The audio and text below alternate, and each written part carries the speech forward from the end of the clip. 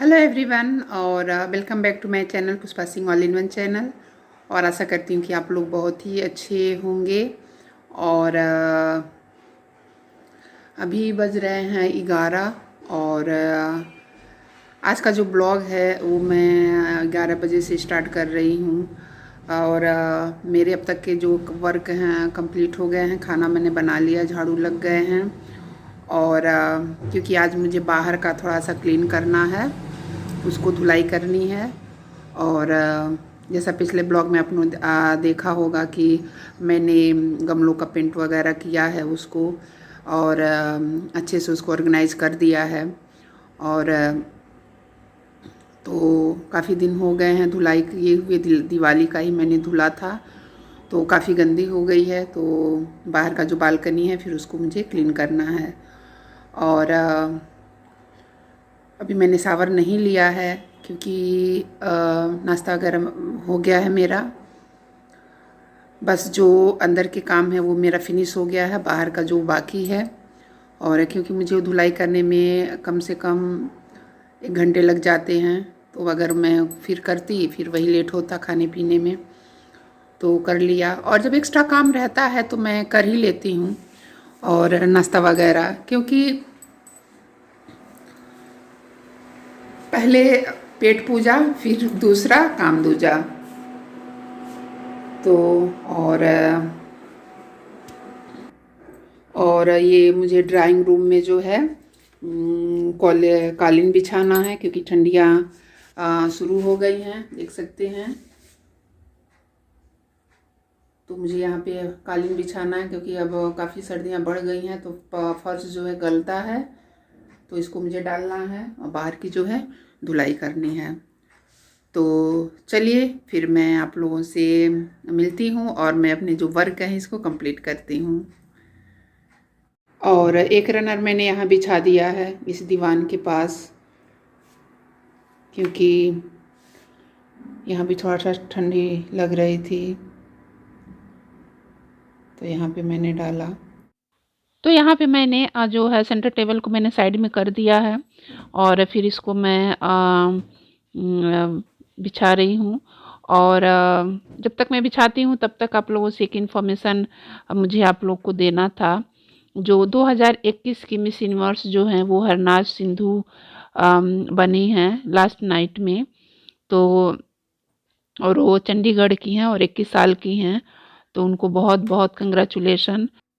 उन्होंने हमारे इंडिया का जो है गर्व से ऊंचा किया और एक खिताब उन्होंने जीता।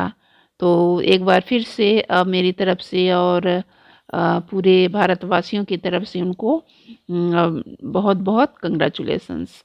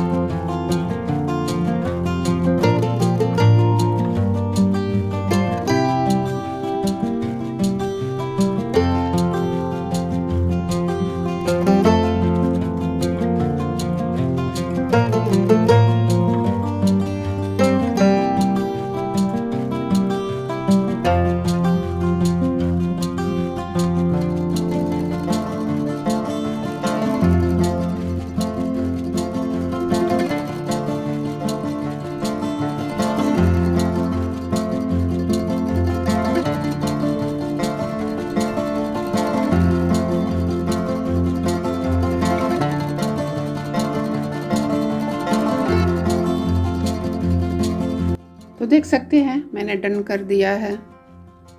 और इस पे मैंने एक टेबल क्लॉथ डाल दिया है सेंटर टेबल पे, और इस पे एक पन्नी डाल दी है ताकि हम इसको ऊपर से ही इसकी सफाई कर सकें। और इस तरह से इसको मैंने यहाँ पे रखा है। और ये साइड के टेबल,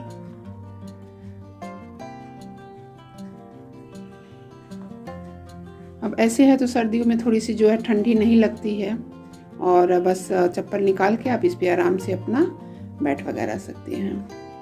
यहाँ पे मैं एक नेचुरल प्लांट सोच रही हूँ, इंडोर जो होता है वहाँ के लिए, तो देखती हूँ कब लाती हूँ, उसकी शेयर करूँगी उसकी भी वीडियो आप लोगों के साथ। तो इस तरह से डन हो गया, ये इसका ओवरलुक।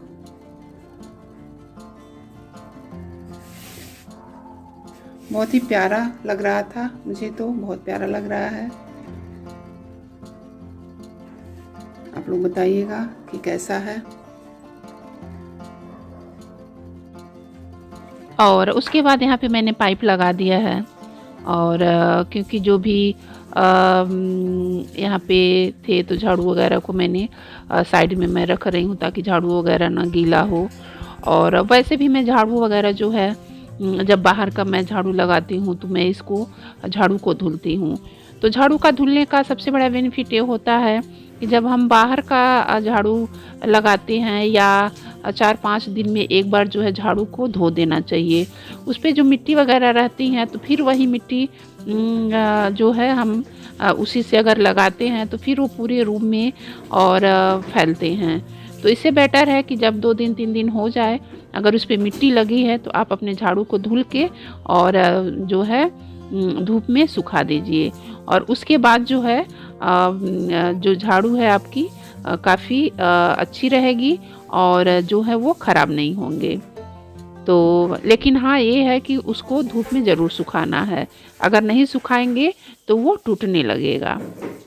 धुलाई करने से जो है जो धूल के कण हैं, जहाँ कोने कोने तक जो हमारा हाथ नहीं पहुंच पाता है पोछे के लिए, तो यहाँ पे वो अच्छी सी तरह से निकल जाते हैं।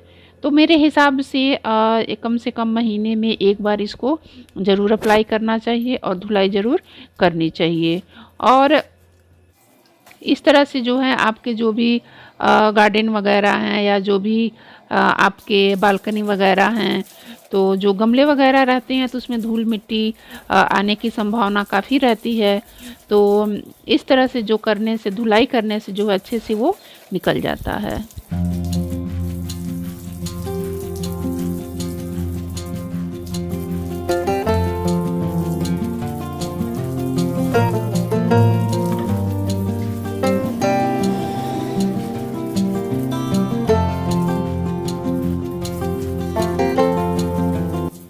पहले मैंने फर्श को एक बार गीला कर लिया है ताकि जो भी धूल मिट्टी वगैरह है वो थोड़ी सी जो है फूल जाए, ताकि उसमें जब मैं उससे प्रेशर करूं पाइप से तो अच्छी तरह से जो धूल है वो निकल जाए। तो इस तरह से करने से काफ़ी अच्छी तरह से सफाई जो है वो हो जाती है।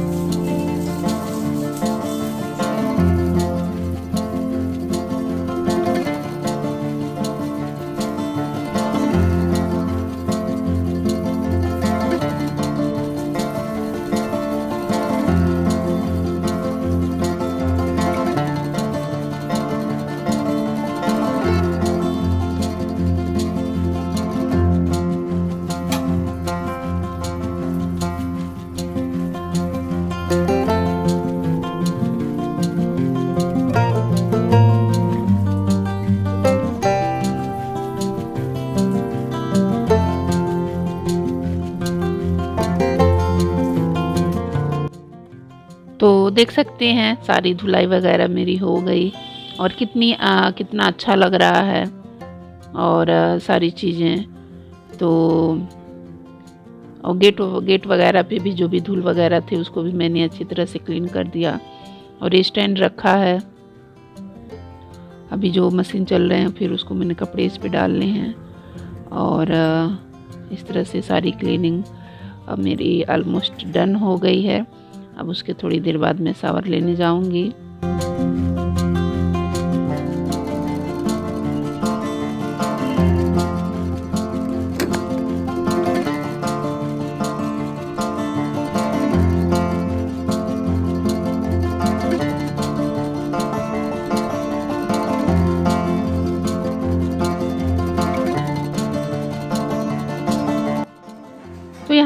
शावर लेके आ गई हूँ और जो मशीन में जो कपड़े वगैरह हैं, तो जो पहले के कुछ कपड़े हैं और जो मैं पहनी थी जो कपड़े, फिर उसको भी मैं इस पे लगा दूँगी। और उसके बाद जो है ये थोड़ी देर बाद धुला जाएंगे, फिर स्टैंड पे मैं डाल दूँगी और उसके बाद फिर हम लोग लंच वगैरह करेंगे।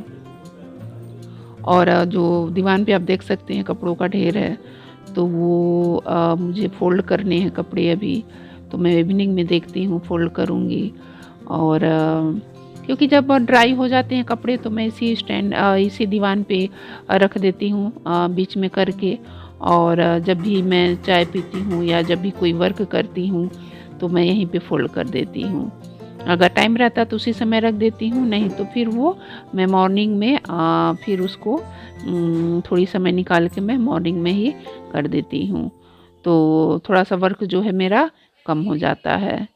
और कपड़ा वगैरह फ़ोल्ड करना थोड़ा सा काफ़ी मुश्किल लगता है, क्योंकि मुझे तो लगता है ये और बहुत बोरिंग काम है कपड़े फ़ोल्ड करना, बट करने हैं तो कपड़े पहनने हैं तो उसको भी फ़ोल्ड करने ही करने हैं, कहाँ जाएंगे। कपड़े फ़ोल्ड करते समय जो प्रेस के कपड़े हैं उनको थोड़ा सा अलग उसी समय करते जाइए। और जब भी आपको टाइम मिले 10 मिनट 15 मिनट, तो उसी में एक एक दो दो कपड़े जो है वो प्रेस होते जाते हैं, तो इकट्ठा जो है वो कपड़ों का जो है प्रेस करने का जो है वो लेबर कम पड़ता है। तो या तो फिर आप टाइमर लगा सकते हैं, टाइमर लगा के 15 मिनट का टाइमर लगा के कर सकते हैं। तो लंच मैंने कर लिया और बाबू भी स्कूल से आ गए हैं, हम दोनों ने कर लिए। और बाहर की जो सारी क्लीनिंग थी वो डन हो गई है। और एक हमारी ही जिम्मेदारी होती है कि हम अपने परिवार को कैसा इन्वायरमेंट देते हैं, कैसा प्रोटेक्ट करते हैं। तो एक ये हाउसवाइफ की ही जिम्मेदारी होती है कि हम अपनी फैमिली को कैसा इन्वायरमेंट दे रहे हैं।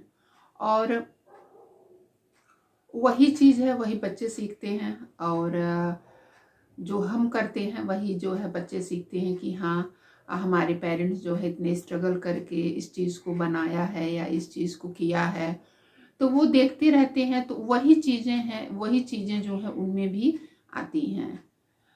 संस्कार जो है वो हम एक दिन में बच्चों को नहीं सिखा सकते, क्योंकि उसकी जो नींव है वो हमको बचपन में ही धीरे धीरे धीरे धीरे करके रखनी पड़ती है। ऐसा नहीं है कि कोई भी चीज़ हमने ग्लास में घोला और पिला दिया, तो ये चीज़ नहीं होती है। उनको बचपन से ही हर चीज़ जो अच्छी चीज़ें हैं या जो बुरी चीज़ें हैं जो तो उनको सिखानी पड़ती है। क्योंकि ये मैं अपने अनुभव या अपने एक्सपीरियंस के आधार पे चीज़ें मैं बोल रही हूँ, क्योंकि मैंने ये शुरू से ही किया है अपनी फैमिली के साथ, अपने बच्चों के साथ। तो उसका जो बेनिफिट है आज मुझे मिला। और मेरे बच्चे जो हैं वो काफ़ी सक्सेसफुल हैं और बेटा जॉब करता है और बेटी भी गोल्ड मेडलिस्ट है। तो ये चीज़ें जो हैं वो मैंने उनको बचपन से ही धीरे धीरे धीरे धीरे करके सारी चीज़ें सिखाई हैं। और तब जाके होती है। एक बैग कोई भी चीज़ हम बच्चों को नहीं सिखा सकते। और ये जो है सिर्फ एक माँ की नहीं जिम्मेदारी होती है और पिता की भी जिम्मेदारी होती है कि वो अपने बच्चे को इन चीज़ों के लिए प्रेरित करे। और ख़ास तौर से उनके पढ़ाई लिखाई में ज़्यादा विशेष ध्यान देना चाहिए कि उनकी पढ़ाई कैसे चल रही है, कैसे नहीं चल रही है। और कि देखना चाहिए। तो ये चीज़ें मैं इसलिए बता रही हूँ क्योंकि आजकल सारे बच्चों के बोर्ड पेपर चल रहे हैं। और तो इस वजह से मैं इस चीज़ों को बता रही हूँ कि जब बच्चे पढ़ाई करें तो उनके ऊपर थोड़ा सा विशेष ध्यान करिए, क्योंकि जो ये हाई स्कूल का जो